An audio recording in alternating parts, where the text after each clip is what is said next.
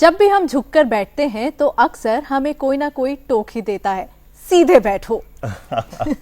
और कुछ देर सीधे अलर्ट बैठने के बाद फिर वही आलस, फिर वही कुबड़। लेकिन क्या आप जानते हैं कि सही पोस्चर यदि हम रखते हैं तो उससे हमें बहुत से हेल्थ बेनिफिट्स होते हैं, खास तौर पे रीढ़ की हड्डी या स्पाइनल हेल्थ की बात करें तो। आज हेलो डॉक्टर में हम फोकस कर रहे हैं कि स्पाइनल इंजरीज से कैसे बच सकते हैं और क्या रहेगा उपचार। इस विषय पर बातचीत के लिए स्वागत कीजिए डॉक्टर भावुक गर्ग का। नमस्कार। प्रोफेसर ऑर्थोपेडिक्स, एम्स नई दिल्ली से। और स्वागत कीजिए डॉक्टर तरुण सूरी का। नमस्कार, आपका स्वागत है। आप है senior consultant, head spine surgery and orthopaedics, Amrita hospital से। तो डॉक्टर तरुण, जब कोई कहता है सीधे बैठो, कभी कभी तो हमारे कैमरा पर्सन हमें भी कह देते हैं, कुछ देर अलर्ट हो जाते हैं हम। क्या फायदा है सही पोस्चर का? सर, हमारी बॉडी जो है वो सिटिंग के लिए बनी नहीं थी नेचुरली। हमारे प्रोफेशन की वजह से हमें सिटिंग पोजीशन में बैठना पड़ता है। इसका दुष्प्रभाव ये होता है कि हमारी जो कमर की डिस्क्स हैं उस पर कांस्टेंट प्रेशर पड़ने की वजह से उनकी सर्कुलेशन खराब होती है, जिसकी वजह से डिजनरेशन जल्दी होती है। तो अगर आप कॉन्स्टेंटली लंबे समय के लिए सिटिंग पोजीशन में बैठते हैं तो आपको डिस्क खराब होने के चांसेस बहुत ज़्यादा हैं।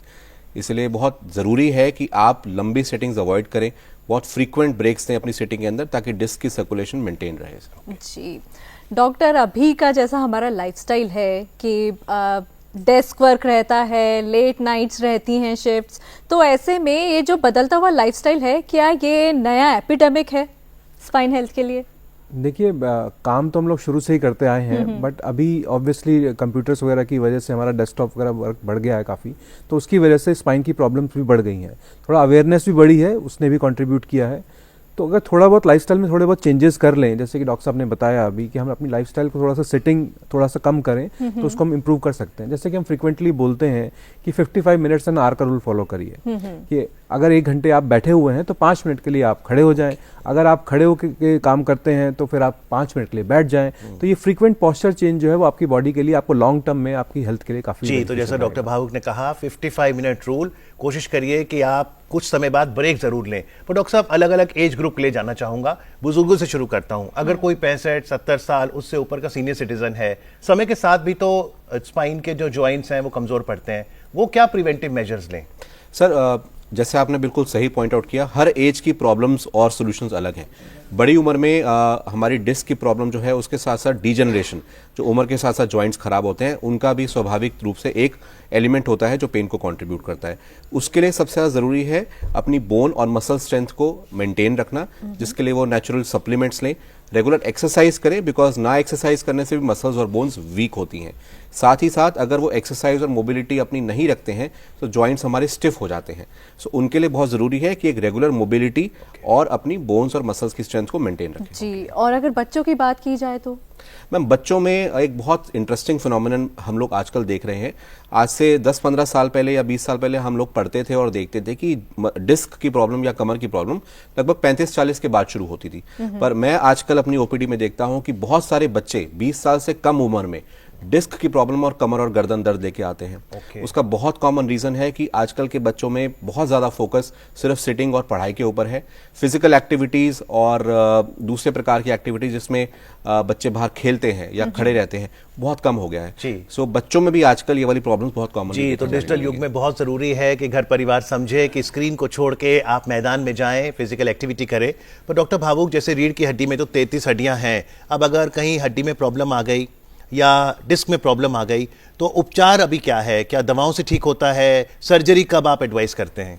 देखिए, सबसे पहले तो हमें ये जानना भी ज़रूरी है कि जैसे हमने बताया कि पोस्चरल बैक पेन या जो बैड पोस्चर की वजह से बैक पेन होता है वो बहुत कॉमन है। तो सबसे इंपॉर्टेंट तो ये है कि वो बैक पेन जो है वो कब सीरियस है, उसको हम कब सीरियस लें। तो इसके लिए हम रेड फ्लैग्स साइंस बोलते हैं। तो अगर कोई भी बैक पेन 4 हफ्ते से ज़्यादा है, अगर जैसे कि बच्चों में बैक पेन यूजुअली कॉमन नहीं होता, अगर बच्चों में 18 साल से कम में बैक पेन है या 60 साल के बाद बैक पेन है, फीवर है, पैरों में कमज़ोरी आ गई है, या फिर जो है आप कोई ऐसी दवाइयाँ ले रहे हैं जिससे बॉडी की इम्यूनिटी कम होती है, या कैंसर की हिस्ट्री है फैमिली में, या आपको भी कोई हिस्ट्री रही है पहले, तो ये सब चीज़ें जो है अगर ऐसा कुछ है तो फ़ौरन रेड फ्लैग है और फ़ौरन डॉक्टर के पास जाके फिर आपको जो है इन्वेस्टिगेशन कराना चाहिए। देन अगर जैसे मैंने बताया, अगर सिंपल पोस्चरल बैक पेन है तो उसको यूजुअली हम लोग जो है एक्सरसाइजेज से और फिजियोथेरेपी से हम ट्रीट कर सकते हैं। तो 90% जो केसेस हैं बैक पेन के वो एक्सरसाइजेज से और फिजियोथेरेपी से ठीक हो सकते हैं। कुछ और मिनिमली इन्वेजिव ऑप्शंस भी हैं, जैसे कि हमारे पास, जैसे कि हम कुछ इंजेक्शंस लगाते हैं स्पाइन में, तो उससे भी बाकी के 5-10% में से 5 से 6% हम ट्रीट कर सकते हैं। तो सर्जरी की ज़रूरत सिर्फ 4 या 5% केसेस में पड़ती है, ज़्यादा में नहीं पड़ती। जी, यहाँ पर हम अभी बैक पेन की बात कर रहे हैं डॉक्टर, तो जनरली फीमेल्स को ये इशू ज़्यादा रहता है और ख़ासकर आफ्टर डिलीवरी उनको बैक पेन की बहुत शिकायत रहती है। तो क्या रीज़न है कि क्या डिलीवरी के टाइम पे कुछ वो इशू आ जाता है जिसकी वजह से बैक पेन बढ़ती है, और इसके लिए प्रिवेंटिव मेजर्स क्या हो सकते हैं और बाद में क्या करें? मैम, ये आपने एक बहुत कॉमन हमारी ओपीडी में जो पेशेंट्स आते हैं वो हमसे पूछते हैं कि मुझे डिलीवरी के बाद सिजेरियन के लिए एपिड्यूरल लगा या इंजेक्शन लगा, उसकी वजह से दर्द हो गया। तो ये बहुत एक गलत धारणा है। प्रेगनेंसी के बाद बैक पेन होने के बहुत सारे और कारण हैं। प्रेगनेंसी इटसेल्फ अपने आप में बॉडी में एक एक्स्ट्रा लोड डालती है, जिसके लिए बॉडी की nutritional requirements, calcium, vitamin D requirements बढ़ जाती है, जो कभी कभार पूरी नहीं हो पाती। उसके अलावा प्रेगनेंसी में वेट बढ़ने की वजह से पेट पे और कमर की मसल्स पे जोर पड़ने की वजह से उन मसल्स की थोड़ी सी वीकनेस आ जाती है। उसके बाद प्रेगनेंसी के बाद जब मदर बेबी को फीड करवाती है, again nutritional demands continue, and बच्चे को फीड कराने के लिए पॉस्चर्स भी बहुत गलत इस्तेमाल होते हैं। सो ये कॉमन कारण है प्रेगनेंसी और लैक्टेशन में कमर दर्द के लिए। जी, लेकिन गर्भावस्था में जो एपिड्यूरल इंजेक्शन की बात की, क्योंकि वो स्पाइन पे नीचे लगता है यहाँ पे, उसका कोई लेना देना नहीं है बैक पेन से?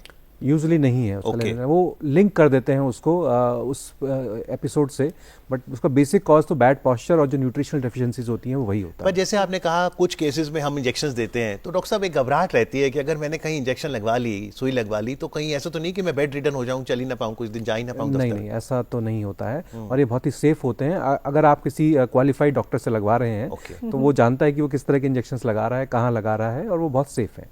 ओके, आजकल डॉक्टर काफ़ी तरीके की बेल्ट्स आती हैं जिससे पोस्चर करेक्ट करने के लिए पहना जाता है, या बैक पर होती है या पूरी बैक पर होती है, तो ये कितनी इफेक्टिव है और आप क्या ये एडवाइस करते हैं? मैम, बहुत कॉमनली पेशेंट्स आके हमें पूछते हैं कि ऐसी डिवाइसेस हैं, बेल्ट्स हैं, सेंसर्स भी हैं जो बैक पे लगा के सोशल मीडिया में सर्कुलेट होते हैं, जिससे आप पोस्चर इंप्रूव कर सकते हैं। तो मैं अपने पेशेंट्स को यही बोलता हूं कि हमारे लिए बेस्ट बेल्ट और बेस्ट सेंसर हमारा ब्रेन है। अच्छा। आप इसको ट्रेन करिए ताकि आपको कांस्टेंट मेमोरी बन जाए कि आपको सही पोस्चर में बैठना है। आप एक्सटर्नल चीज़ों पे, ब्रेसेस पे रिलाय मत करिए। ब्रेसेस का एक दुष्प्रभाव भी होता है। अगर आप ब्रेस लगाएंगे तो आपकी बैक मसल्स यूज नहीं हो पाएंगी। So long term brace wear से आपकी कॉन्ट्ररी में मसल्स वीक भी होती है। सो आपको ब्रेन को ट्रेन करना है, वो आपका बेस्ट सेंसर है। देखिए, आपने ब्रेन का जिक्र किया डॉक्टर साहब, जब हम लोग स्कूल में आता था नर्वस सिस्टम, तो हम ब्रेन तो बड़ी जल्दी लिखते थे, नर्वस सिस्टम भी लिखते थे, नर्व्स, लेकिन स्पाइनल कॉर्ड भूल जाते थे। स्पाइनल कॉर्ड भी नर्वस सिस्टम में आता है। अब डॉक्टर भावुक भी ऑर्थोपेडिशियन है और डॉक्टर तरुण भी, तो स्पाइनल कॉर्ड को कैसे समझें, क्योंकि उसमें नर्व्स भी हैं, हड्डियां भी हैं? देखिए, स्पाइनल कॉर्ड जो है वो ब्रेन का ही एक्सटेंशन है। अच्छा। तो यूजुअली जैसे आपने बताया 33 हड्डियां होती हैं, तो यूजुअली एक लेवल पे आके स्पाइनल कॉर्ड्स खत्म हो जाती हैं और उसके नीचे से सिर्फ नर्व्स निकलती हैं। तो अगर इंजरी उन नर्व्स लेवल्स के ऊपर होती है तो फिर उसके सीरियसनेस काफ़ी बढ़ जाती है। अगर उसके नीचे होती है तो यूजुअली नर्व्स को इंजरी होती है, नर्व्स उस पर्टिकुलर नर्व को इफेक्ट करेगी। बट अगर वो स्पाइनल कॉर्ड के लेवल को इफेक्ट करती है, यूजुअली जो कि हमारी ऊपर वाली कमर में स्पाइनल कॉर्ड होती है, वो बहुत डेंजरस होती है। तो जो 33 हड्डियां हैं उसकी ऊपर की हड्डियों तक स्पाइनल कॉर्ड है। हम लोग जो डॉर्सल स्पाइन में 12 नंबर की हड्डी है, उस 12 नंबर से और पहली नंबर की जो 1 होती है उसके बीच में वो स्पाइनल कॉर्ड खत्म हो जाती है और वहां से सिर्फ नर्व्स निकलती हैं। तो उसके ऊपर अगर इंजरी होती है तो उसके इफेक्ट्स ज्यादा सीरियस होते हैं। पर स्पाइनल इंजरीज की बात करें, एक तो जहां हमें समझ में आता है कि अगर मैं एकाएक अपने वजन से ज्यादा उठाऊं तो भी मेरी कमर पे असर पड़ेगा। अक्सर इंजरीज के कारण क्या रहते हैं स्पाइन में? सर, स्पाइनल इंजरीज का सबसे कॉमन कारण तो एक्सीडेंट्स है। अगर आप एक एक्सीडेंट में हैं और आपकी रीढ़ की हड्डी टूट जाती है, उसकी वजह से स्पाइनल कॉर्ड दबने की वजह से बहुत सारे लोगों को पैरालिसिस या न्यूरोलॉजिकल डेफिसिट आ जाते हैं, जो उनकी क्वालिटी ऑफ लाइफ को और इकोनॉमिकली भी फैमिली को अफेक्ट करता है। तो सबसे कॉमन कारण एक्सीडेंट्स हैं। उसके अलावा आपने जो बताया domestic and work place injuries है, जिसमें अगर आपकी मसल्स वीक है, आपका पॉस्चर खराब है और आप गलत तरीके से झुकते हैं, वजन को उठाते हैं, उसकी वजह से डिस्क निकलने की वजह से आपकी नर्व्स दब जाती हैं। तो डॉक्टर साहब, जो आप कह रहे हैं मसल्स वीक हैं, ये आप कोर मसल्स कह रहे हैं कि स्पाइन की भी कुछ मसल्स हैं? हमारी स्पाइन की एक अलाइनमेंट और हेल्थ मेंटेन करने के लिए हमारी बैक, पैरास्पाइनल मसल्स और कोर मसल्स, इन दोनों का स्ट्रांग होना बहुत जरूरी है, बिकॉज ये दोनों तरफ से एक स्पाइन को कुशन या सपोर्ट देती हैं, जो डिस्क को अपनी जगह पे मेंटेन करके रखती हैं। ओके। अक्सर हम जब लोग बैठते हैं तो एक कुशन का इस्तेमाल करते हैं, जैसे अभी हमने भी कुशन लगाया हुआ है। तो डॉक्टर, ऐसी कौन सी आदतें, एक तो पहली बात ये समझना चाहेंगे कि कुशन लगाना किस तरीके से है, और दूसरी बात कि ऐसी कौन सी डेली लाइफ में आदतें हमें अपनानी चाहिए, वो गुड हैबिट्स जो हमारे पॉस्चर को ठीक रखें और स्पाइन हेल्थ को अच्छा रखें? देखिए, पॉस्चर मेंटेन करने का एक बड़ा सिंपल सा ट्रिक मैं आपको बताता हूँ। आपकी राइट पॉस्चर क्या होनी चाहिए। हम हर एक को ब्लैंकेट नहीं दे सकते कि हर एक की पॉस्चर ही होनी चाहिए। एक सिंपल सा रूल है, आप शोल्डर्स को फर्स्ट अप करिए एंड देन उसको उसी पॉस्चर में बैकवर्ड ले जाइए। Okay. नाउ जो आपकी बैक की कंडीशन है वो आपकी आइडियल पॉस्चर होनी चाहिए। ओके, ठीक है, तो आप इसको जो भी आप चेयर पे बैठते हैं या जिस पे भी आप बैठते हैं वो आइडियली उस पे आपकी पॉस्चर ऐसे रहनी चाहिए। अगर नहीं है उसके अंदर, टेबल के अंदर इनबिल्ट नहीं है, तो फिर आपको उसी के अकॉर्डिंगली एक जो है आपको कुशन का यूज करना चाहिए। अगर आप चेयर पे बैठते हैं तो नॉर्मली आपकी चेयर जो है वो इतनी ऊंची होनी चाहिए कि आपके फीट जो है वो बिल्कुल ग्राउंड को टच करें पूरे की तरह, ना तो ऊपर उठे ना नीचे, जो है आपके घुटने 90 डिग्री से ज्यादा ना मुड़े। आपके प्रॉपर हैंड रेस्ट होना चाहिए। आपकी रिस्ट आपकी टेबल पे होनी चाहिए। अगर आप कंप्यूटर यूज करते हैं तो आपके आईज जो है इतने डिस्टेंस पे हो कि वो उसकी जो स्क्रीन की अपर बॉर्डर है वो आपकी आईज के लेवल पर हो। डिस्टेंस इतना होना चाहिए कि वो आपकी आईज के ऊपर एक अराउंड 30 डिग्री का एंगल बनाए। और आप जो है वो सिर्फ अपनी फिंगर्स को मूव करके कीबैड पे उस पे काम करें।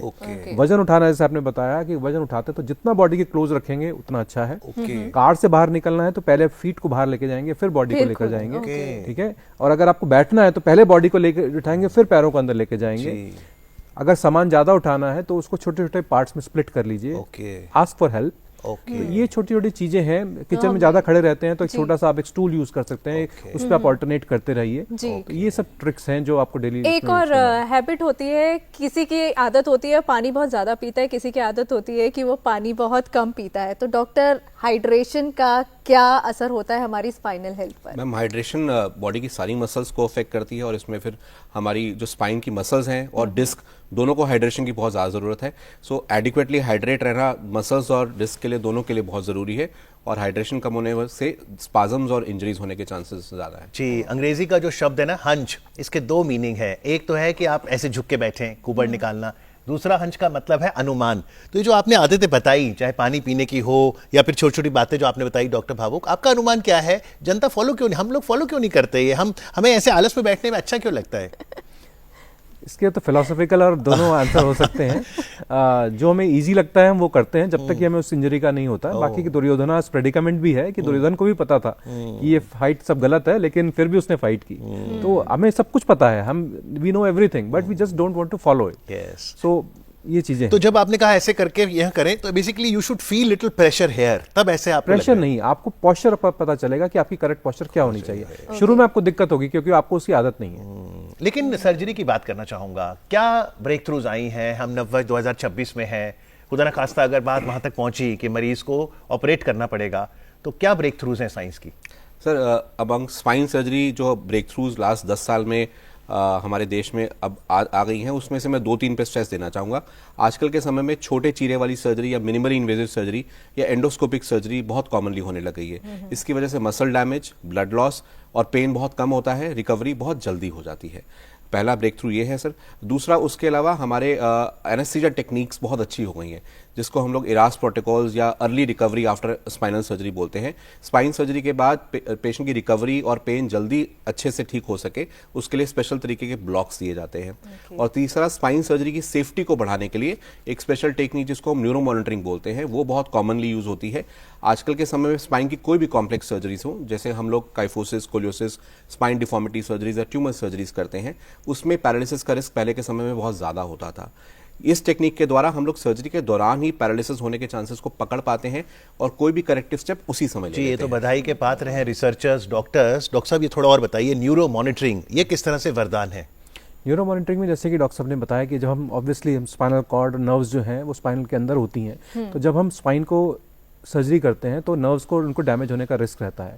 तो हम इन नर्व्स को मॉनिटर कर पाते हैं उस स्पेशल मशीन की तरह से। और अगर कोई भी मशीन नर्व्स पे कुछ भी डैमेज होने वाला है तो वो मशीन हमें बता देती है कि नर्व्स पे प्रेशर आ रहा है। हम रुक जाएंगे, फिर तो हम रुक जाएंगे और जो स्टेप हमने किया होता है उसको हम रिवर्स कर सकते हैं। यानी जो चीज पहले आपको शायद 2-4 दिन, हफ्ते बाद पता लगती या सर्जरी के बाद पता चलती, वो हम ड्यूरिंग सर्जरी हमें पता चल जाती है। जब किसी का, जैसे अभी सर्जरीज होती हैं जो आज के टाइम में, आपने अगर किसी की सर्जरी की है तो उस सर्जरी के बाद उसको किस तरीके की प्रिकॉशंस आप एडवाइस करते हैं?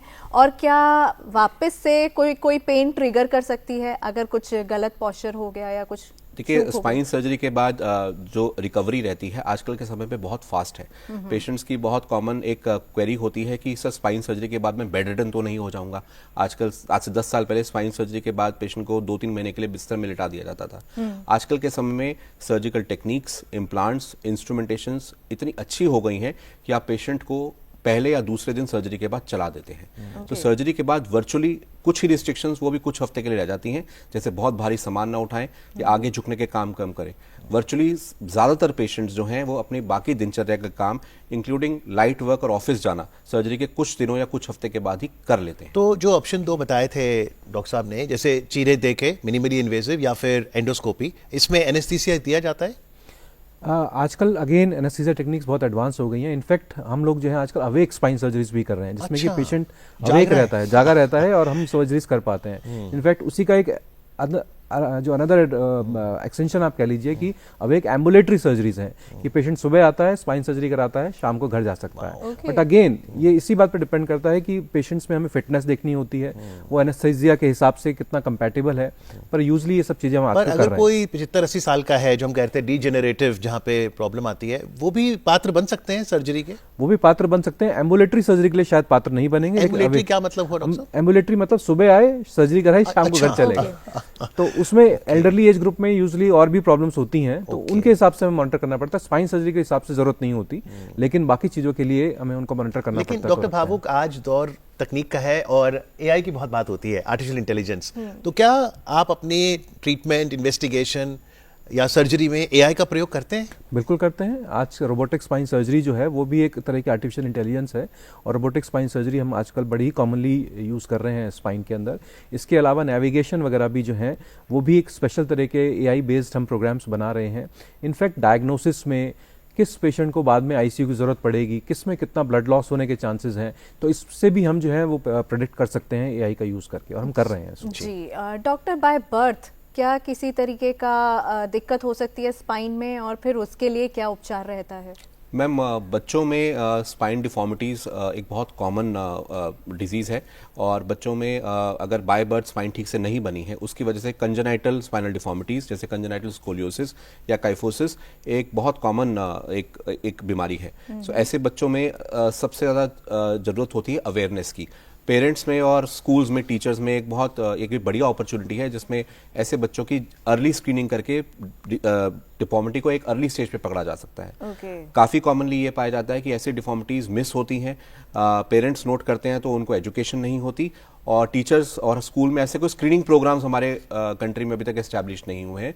इसकी वजह से डिफॉर्मिटीज़ लेट पकड़ में आती हैं, जिसके लिए surgery most of the cases चाहिए होती है, और सर्जरी भी ज़्यादा कॉम्प्लेक्स हो जाती है। अगर यही बच्चे हम अर्ली स्टेज में पकड़ लें तो उनमें सर्जरी अवॉइड हो सकती है, और अगर सर्जरी भी होती है तो छोटी सर्जरी से उनका तो फायदा हो जाता है। प्रेगनेंसी के टाइम पे जो अल्ट्रासाउंड्स एंड ऑल अलग तरीके के टेस्ट होते हैं, तो उसमें नहीं पता चलता कि प्रॉपर स्ट्रक्चर है, ठीक से डेवलप हुआ है कि नहीं, और उस टाइम पर कुछ किया जा सकता है? मैम, उस समय में काफ़ी डिफॉर्मिटी जो है अल्ट्रासाउंड पे पिक हो सकती है। पर अगर वो डिफॉर्मिटी है भी तो उस समय हम उसका कुछ कर नहीं सकते। हम ये कर सकते हैं कि अगर प्रेगनेंसी में अगर हम स्पाइनल डिफॉर्मिटी पकड़ पाए हैं तो उस बच्चे को बहुत फ्रीक्वेंटली और अर्ली स्टेज से मॉनिटर कर सकें। और बहुत सारी कॉम्प्लेक्स डिफॉर्मिटी ऐसी भी होती हैं जो अल्ट्रासाउंड में मिस होने के चांसेस भी होते हैं। सो अगर अल्ट्रासाउंड नॉर्मल भी है तब भी एक हमारे देश को जरूरत है कि एक स्क्रीनिंग प्रोग्राम डेवलप हो स्कूल्स में, जिससे ये डिफॉर्मिटीज रेगुलर बेसिस पे पकड़ी जा सके। जी बिल्कुल। डॉक्टर भावुक, अगर खुदा ना खास्ता कोई हड्डी टूटती है, मान लो हाथ की, तो हम देखते हैं फ्रैक्चर करा लो ताकि अपने आप जुड़ेगी। अब अगर स्पाइन की हड्डी कहीं टूट जाए तो फिर इसमें कैसे फ्रैक्चर होता है? देखिए, स्पाइन फ्रैक्चर्स जैसे कि बताया कि एक्सीडेंट्स जो है वो मोस्ट कॉमन कॉज हैं यंग पॉपुलेशन में। एल्डरली में यूजुअली बोन्स ऑस्टियोपोरोसिस की वजह से वीक हो जाती हैं, तो इनफैक्ट सिंपल स्टैंडिंग हाइट से फॉल या बाथरूम में फॉल होने से भी हड्डी फ्रैक्चर हो सकती है। Again depending upon the type of fracture, जो किस तरह का है, नर्व्स की इन्वॉल्वमेंट है कि नहीं है, और किस तरह का डैमेज, उसके आगे बढ़ने के प्रॉब्लम है कि नहीं है, उसके हिसाब से हम डिसाइड करते हैं कि पेशेंट को सर्जरी चाहिए कि वो बिना सर्जरी के भी ठीक हो सकता है। जैसे हाथ में वो पट्टी जो बनती है, रखते हैं 2 महीने, ऐसा इसके इक्विवेलेंट ब्रेसेस हम यूज कर सकते हैं स्पाइन के लिए। प्लास्टर हम लोग नहीं यूज करते हैं बिकॉज वो काफी कम्बरसम हो जाता है और उसकी अपनी कॉम्प्लिकेशंस हो सकती हैं। बट ब्रेसेस हम डेफिनेटली यूज करते हैं अगर ब्रेस से वो स्टेबल नहीं है। देखिए, आज की तारीख में हमारा मेन एम रहता है कि हम पेशेंट को फटाफट से मोबाइल कर दें, राइट, क्योंकि जितना जल्दी मोबाइल होगा उसके लंग्स भी इतनी जल्दी इंप्रूव करेंगे, सब कुछ इंप्रूव करेंगे। तो अगर ब्रेसेस से पॉसिबल नहीं है तो फिर सर्जरी, मिनिमली इन्वेजिव सर्जरीज जो है वो बेटर जी बिल्कुल, मुझे लगता है कि हमें सबसे पहले तो धन्यवाद देना चाहिए मानव शरीर बनावट का। देखिए कितना खूबसूरत रीढ़ की हड्डी है, 33 हड्डियां, कि आप आगे झुक जाइए, पीछे चले जाइए, ट्विस्ट करिए, डांस करिए। चलते चलते साइंस के कौन से अनसुलझे सवाल हैं स्पाइनल हेल्थ से जुड़े जो आपको लगता है कि अब अगले दशक में नए रिसर्चर्स को फोकस करना चाहिए? आई थिंक सबसे कॉमन जरूरत है सर ये कारण जान पाना कि कौन से पेशेंट्स हैं जो रिस्क पे हैं डिस्क डिजनरेशन के। हम आज के समय में भी ये सवाल से जूझ रहे हैं कि क्यों कुछ पेशेंट्स को अर्ली डिस्क डिजनरेशन होती है, इनकी बीमारी 20 या 30 साल की उम्र में शुरू हो जाती है, और बहुत सारे पेशेंट्स रिस्क फैक्टर होने के बावजूद भी 50-60 तक सेफ रहते हैं। सो डिस्क डिजनरेशन एक बहुत इंपॉर्टेंट एक रिसर्च क्वेश्चन है जो एड्रेस होना है। और दूसरा इंपॉर्टेंट रिसर्च एक एरिया है कि स्पाइनल कॉर्ड इंजरीज के बाद स्पाइनल कॉर्ड की रिकवरी किस प्रकार से हो सके।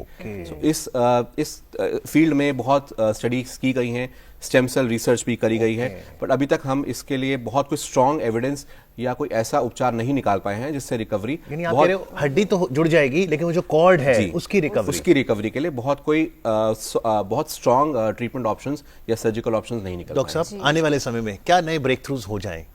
जैसे कि एक तो रोबोटिक सर्जरी है, वही जो है वो आगे एक्सपेंड करेगी। हम लोग देख रहे हैं मिनिमल इन्वेजिव सर्जरीज नए जो है डायमेंशंस खोल रही है, और स्पाइनल कॉर्ड इंजरी ऑब्वियसली जो है वो मेजर हमारा है कि अगर उसका कोई ब्रेक थ्रू आ जाए फिर तो लाइफ ही और गेम ही चेंज हो जाएगा। जी बिल्कुल। चलिए आशा करते हैं कि आने वाले समय में मेडिकल एडवांसमेंट से स्पाइन हेल्थ के नए ब्रेक थ्रूज आते रहेंगे। आज कार्यक्रम में आके चर्चा करने के लिए डॉक्टर तरुण आपका, डॉक्टर भावुक आपका बहुत बहुत धन्यवाद। Thank you very much.